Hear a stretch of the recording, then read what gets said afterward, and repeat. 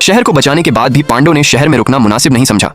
तारीफ, तालियां और इज्जत ये सब उसके लिए कभी मकसूद ही नहीं थे। वह रात के अंधेरे में शहर छोड़कर तन्हा सफर पर निकल पड़ा।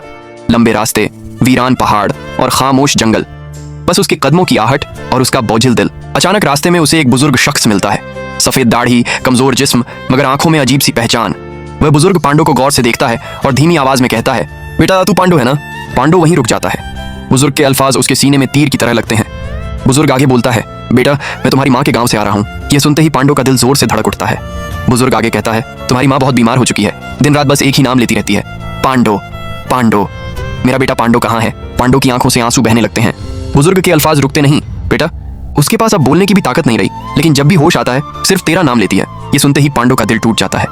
वह एक पल भी नहीं रुकता। आंखों में आंसू और दिल में आग लिए वह अपनी माँ की तरफ दौड़ पड़ता है। रास्ते में वह बाजार से खाने पीने की चीजें लेता है, फल, दवाइयाँ और कपड़े, जो भी माँ के काम आ सके। फिर वह शहर के मशहूर और समझदार हकीम को ढूंढता है और कहता है, मेरी माँ जिंदगी और मौत के बीच है, मुझे उसे बचाना है। पांडव हकीम को साथ लेकर अपनी माँ के गांव की तरफ निकल पड़ता है। उसका यह सफर सिर्फ रास्तों का नहीं होता, यह उसके दिल का सफर होता है, माँ से बिछड़ने का और माँ तक वापस पहुंचने का। जब वह गांव के करीब पहुंचता है, उसके कदम तेज हो जाते हैं, सांसें भारी हो जाती हैं। वह दरवाजा खोलता है। आगे क्या होता है? क्या माँ पांडव को देख पाती है? क्या हकीम उसका इलाज कर पाता है? या यह मुलाकात भी सिर्फ किस्मत का इम्तिहान होती है? ये कहानी अभी खत्म नहीं हुई। अगर आप अगला पार्ट देखना चाहते हो तो वीडियो को लाइक करो और चैनल को सब्सक्राइब कर लो, ताकि सबसे पहले वीडियो देख सको।